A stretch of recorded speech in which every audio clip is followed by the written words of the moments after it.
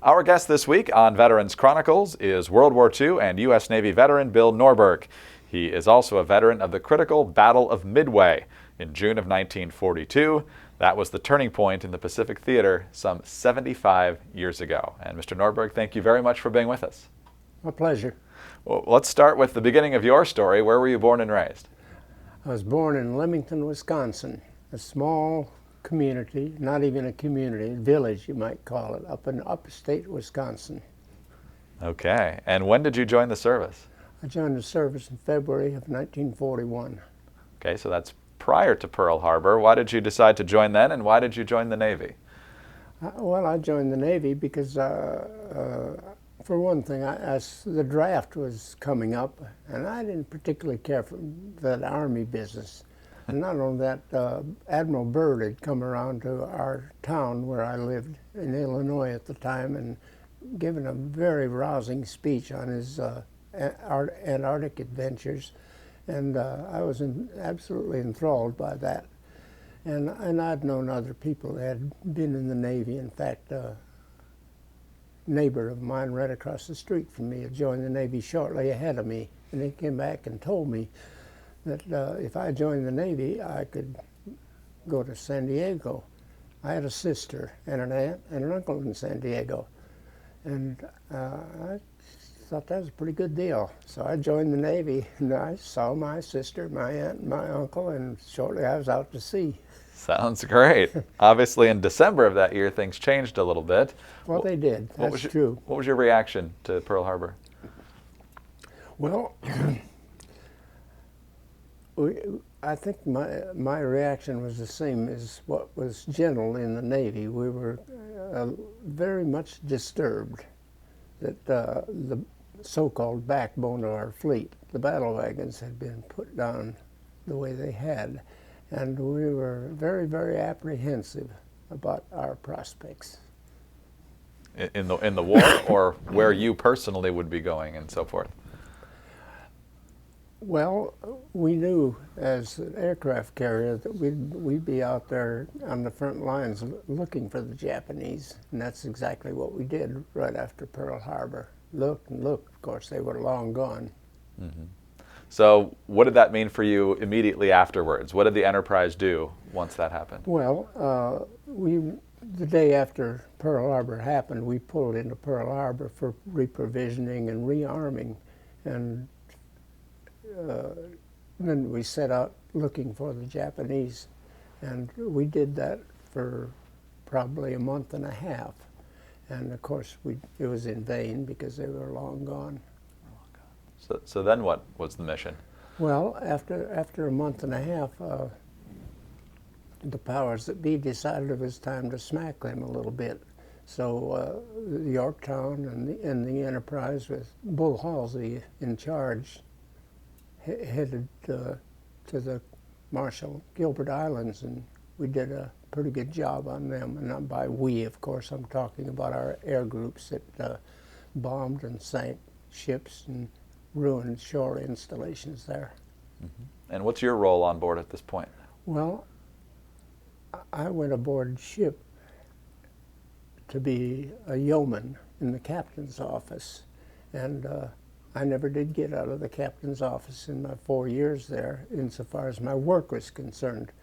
But my battle station was up on the captain's bridge as a talker, and I was connected directly with an officer far down below decks that was standing alongside the damage control officer.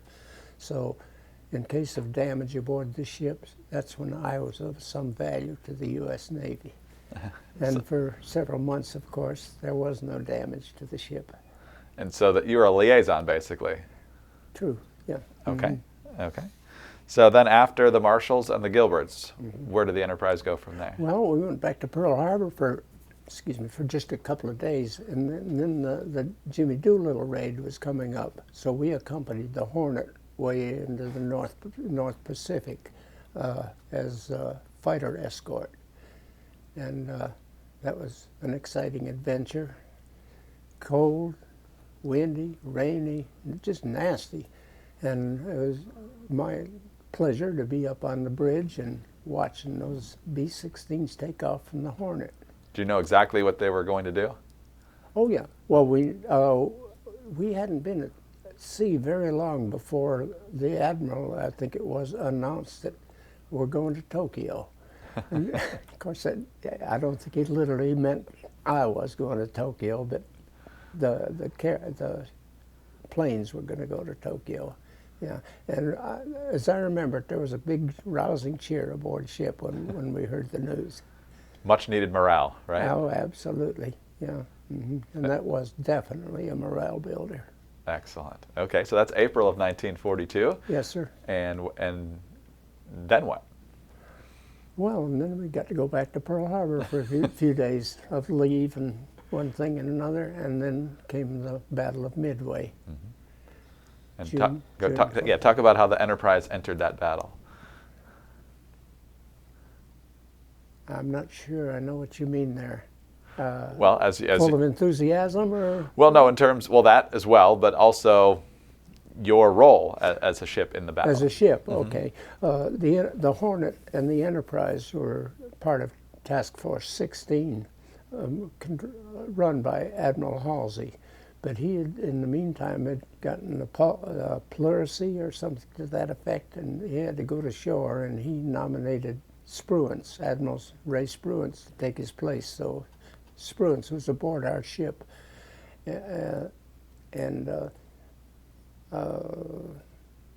Well, we were accompanied by the Hornet. And then somewhere along the line, the Yorktown magically disappeared. So there were now 3 of us. And we had heard, or I seem to remember hearing, that there were as many as 6 Japanese carriers. So it had kind of evened up the odds just a little bit when the Yorktown came online.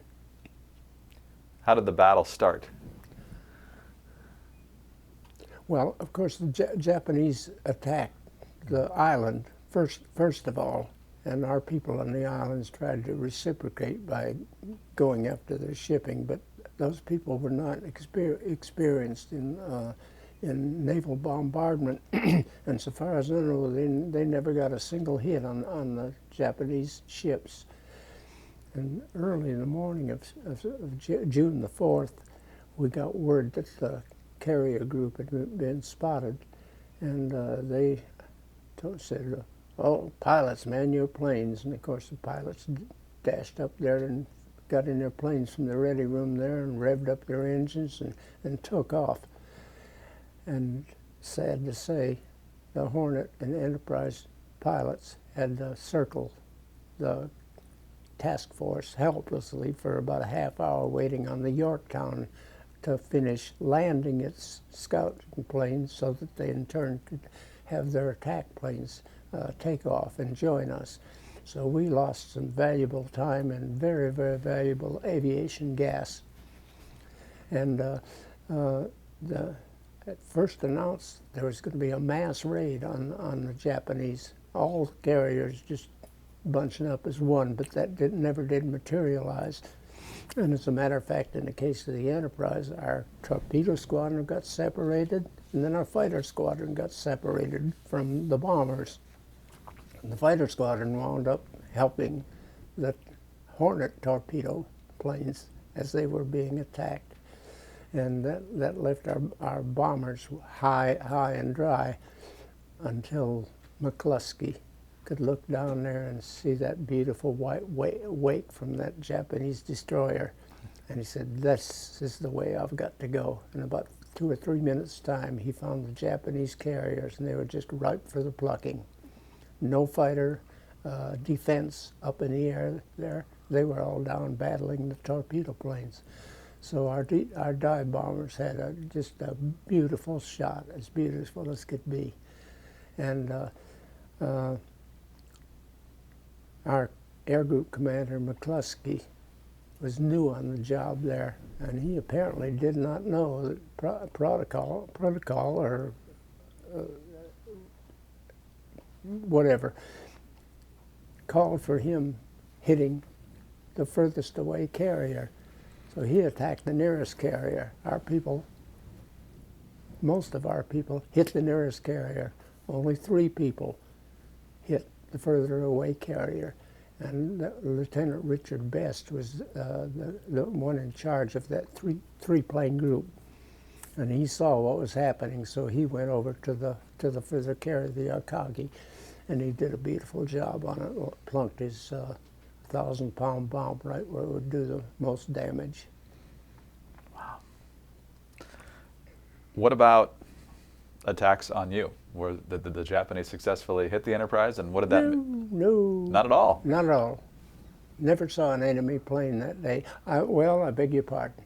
We might have, because we saw the Yorktown being attacked. Mm-hmm. And my feelings were, that's our sister ship. I don't like it. And we felt very badly when she had to go down. Did your ship help to rescue those who had to evacuate? Oh, no. That would have been the job of some cruisers or destroyers, probably destroyers, and possibly even submarines. Okay. Mm-hmm. Yeah. Okay. Well, we're going to take a quick break here on Veterans Chronicles. Our guest today is U.S. Navy veteran Bill Norberg, veteran of the critical Battle of Midway, served the entirety of World War II on board the USS Enterprise, and we'll talk a whole lot more about that when we come back right after this break. We're back on Veterans Chronicles. I'm Greg Corumbus. We're at the 2017 American Veterans Center Conference, joined today by World War II and U.S. Navy veteran Bill Norberg, who served, as you can see on his wonderful baseball cap there, the USS Enterprise throughout the entirety of World War II in the Pacific Theater. And sir, we were just talking about the great success, obviously, for the United States at the Battle of Midway. At that point, did you understand just how significant this battle was? No. I certainly did not, from a personal standpoint. I've read subsequently that some of the big dogs in the Navy got a pretty good understanding that we'd cleaned their plow pretty well and things were going to look a lot better than anticipated. Well, taking 3 carriers out, I'm sure, was good news for everybody involved. Four of them. 4 of them. Wow. Amazing. Well, let's talk about where you went from there. Of course, we went back to Pearl Harbor for a short time, as we always did, and then came the Battle of Eastern Solomons in August 1944. Okay. And that was just an offshoot of the Marine invasion of Guadalcanal on August the 7th of 42. We were there for the original landings and stayed there pretty much for the month of August. And was the general plan to soften up Guadalcanal for the landing? That and of course to support them in case the enemy came in trying to land reinforcements or trying to knock us out of the war. Is there any Japanese carrier or significant Japanese air resistance? There was significant Japanese resistance off and on early. And then on August 24th of 42 came the Battle of the Eastern Solomons when the Japanese sent their carrier force down there to do battle with us. How did that play out?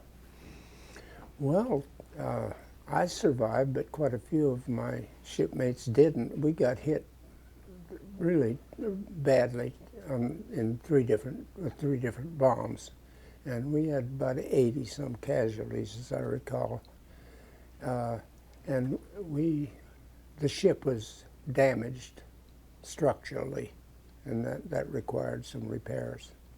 So take us onto the bridge as this is playing out, and you're interacting with the superior officers and relaying this information. What was it like? It was very, very hectic. First of all, when there was little or no action, or action wasn't imminent against us, I would try to give a little bit of a play-by-play to the people down below so they wouldn't be completely in the dark. And I'm sure that must have been somewhat of a help to them. But then after we've got our first hits, then it was really a hot wire between the captain and the damage control officer, each one making reports or whatever to the other one. What did you notice about your leadership during a crisis like that? You're talking about the commanding officer? Yes, sir. Well, I am very happy to say that our captain, by the way, he was almost brand new on board. His name is Arthur Davis. He was not only courageous, but he had good forethought as to what to do. And we dodged a lot of bombs, and we had to take about three bombs there. But we had just a tremendous morale aboard our ship, and people worked together like I've never seen it before. So when damage control was needed, everybody would pitch in. If something else was needed, everybody would pitch in. And I was just so proud to be a member of that group. How did the information get processed in terms of just how much damage there was, where it was, and the ability of the ship to continue?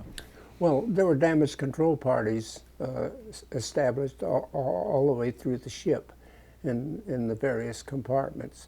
For instance, there was a damage control party of 23 people far down at the stern of the ship, right at the keel, in what was then the Chief Petty Officer's quarters. And a very close friend of mine, Paul Miller, was one of the members there. And ordinarily he would be in they would be in phone contact with damage control in case of anything happening there. But the first bomb that hit, a 550-pounder, went down five decks and exploded right in their compartment, and it wiped out that crew completely, and did damage to the engine room. So they were that was out of commission, that part of it. But other people from damage control parties were able to take over and do things that that group normally would have done. What kind of damage did you inflict on the Japanese? You know, I'm not really certain that I can tell you a whole lot about that. I've never been asked that question, and it just hasn't stayed in my memory. It's a lot easier to remember the crisis aboard your own ship, obviously. Yeah. So, Mm-hmm. So how long were you engaged in that battle? Well, it was just during the course of one day, mm-hmm. and insofar as the attack on us was concerned, it was over in about 4 minutes.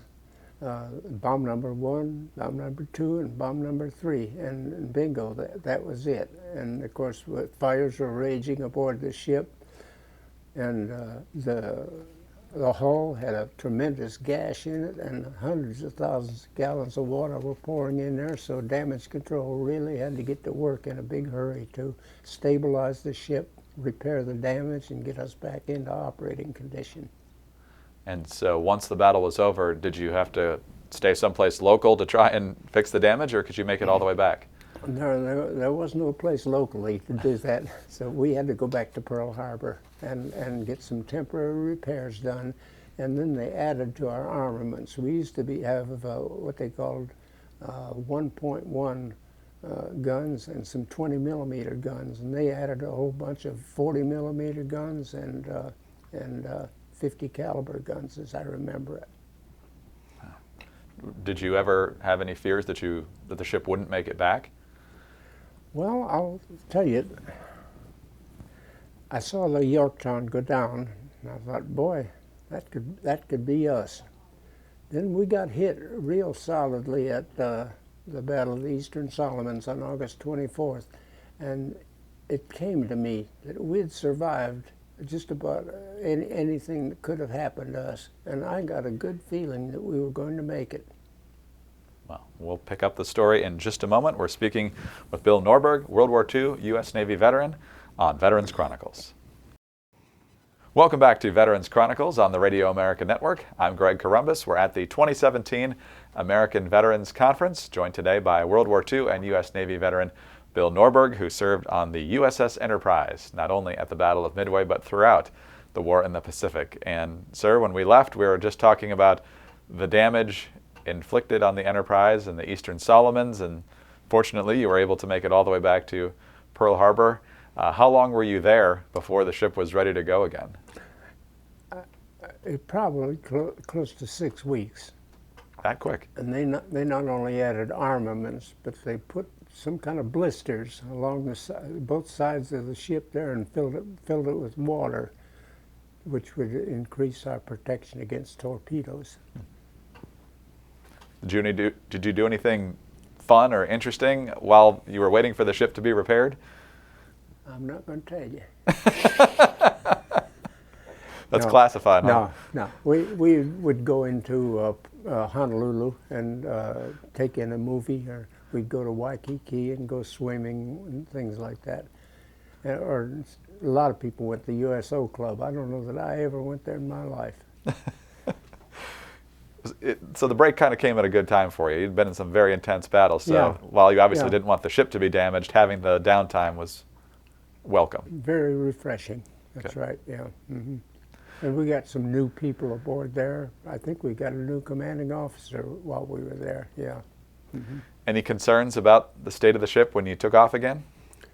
Not in my mind, no. You were fully confident. I knew nothing about the structural integrity of a ship. Sometimes that's good. That was two pay grades above me. So once you headed off, when was this and where did you go next? Well, the next thing was back to the Guadalcanal area there, and on October 26th of 42, we went through the Battle of Santa Cruz, which some people have claimed is the fiercest naval battle of all times. If that's so or not, I couldn't say, but it was quite fierce. What do you remember most about it? I remember the Shokaku and the Zuikaku, who had taken part in the Pearl Harbor raids, being down there, and they were pitted against the Enterprise and the Hornet. And did both of them make it out? No, they didn't. That was our other sister ship. The Yorktown had gone down, and we and the Hornet were sisters, and the Hornet went down there.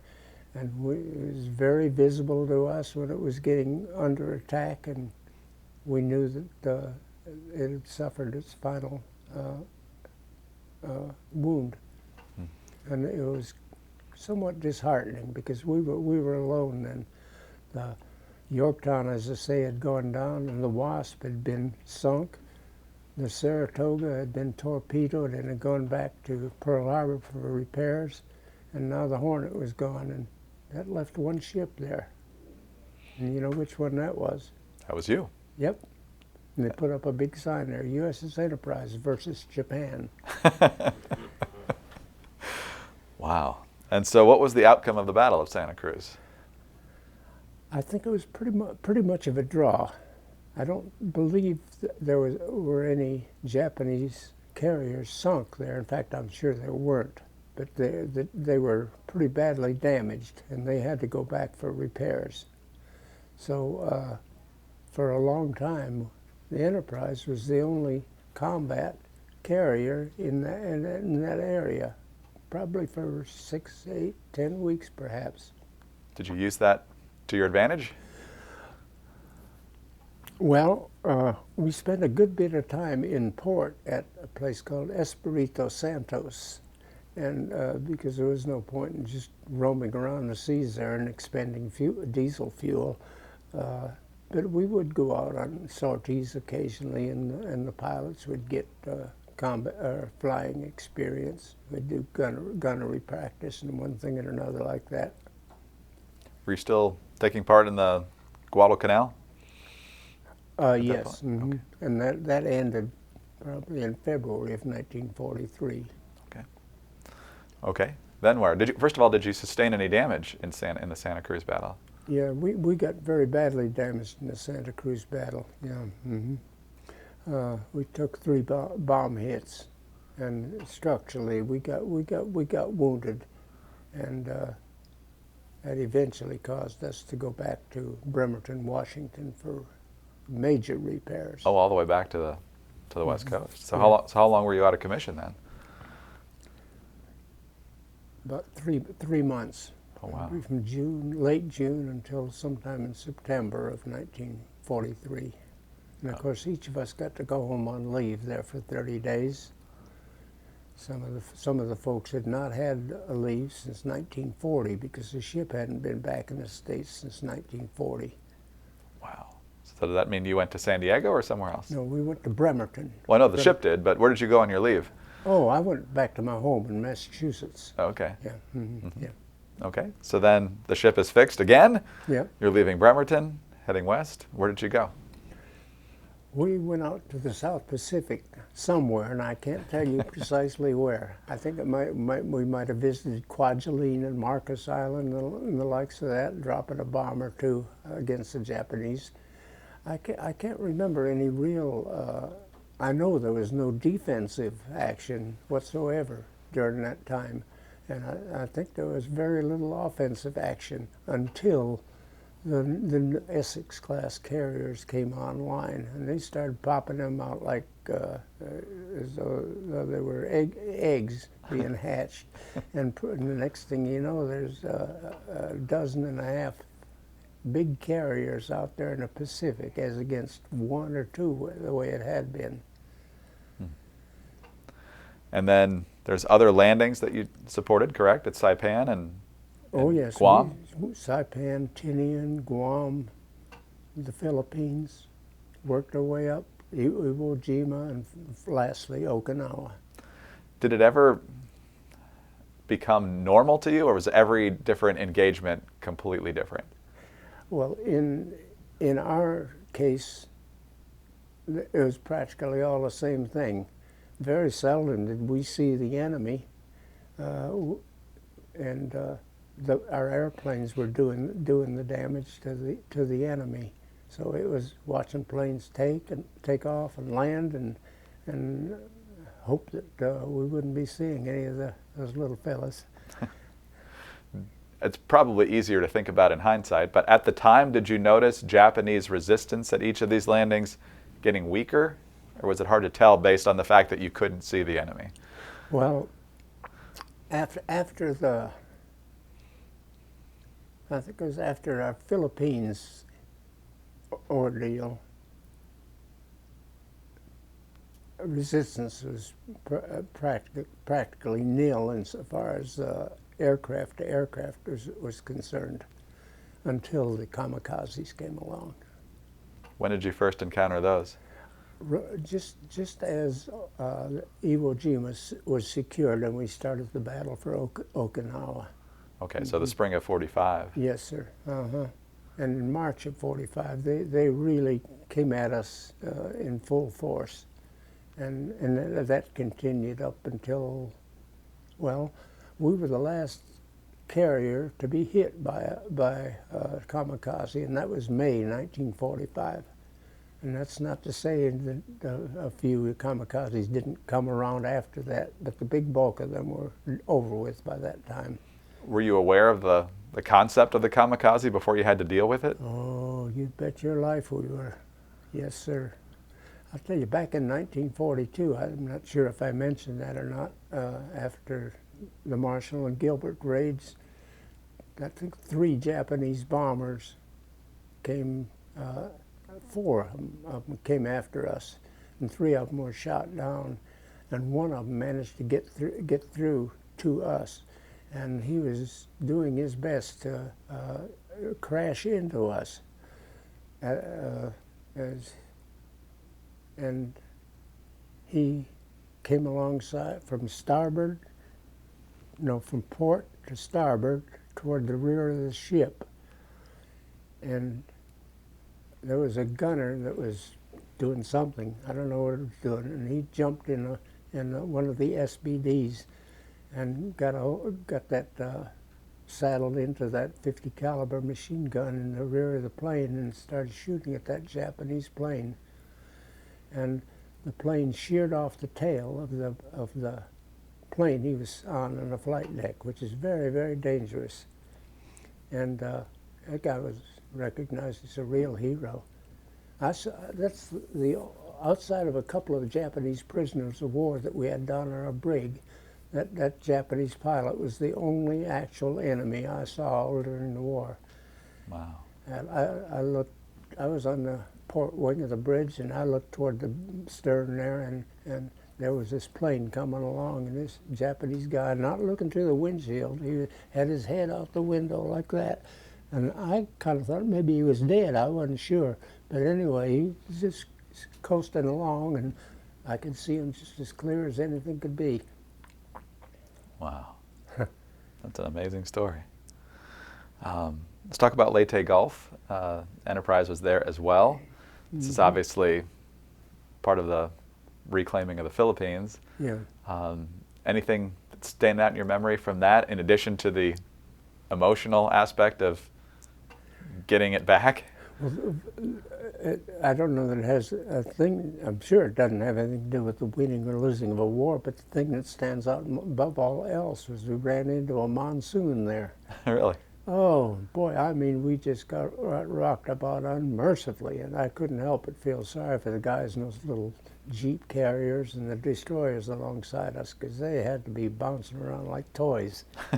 And then one other thing I can think of is Admiral Halsey taking the carriers up north in order to knock out the Japanese carriers being used as a decoy, and him getting just cussed out royally by just about everybody for abandoning the battle down there at Leyte.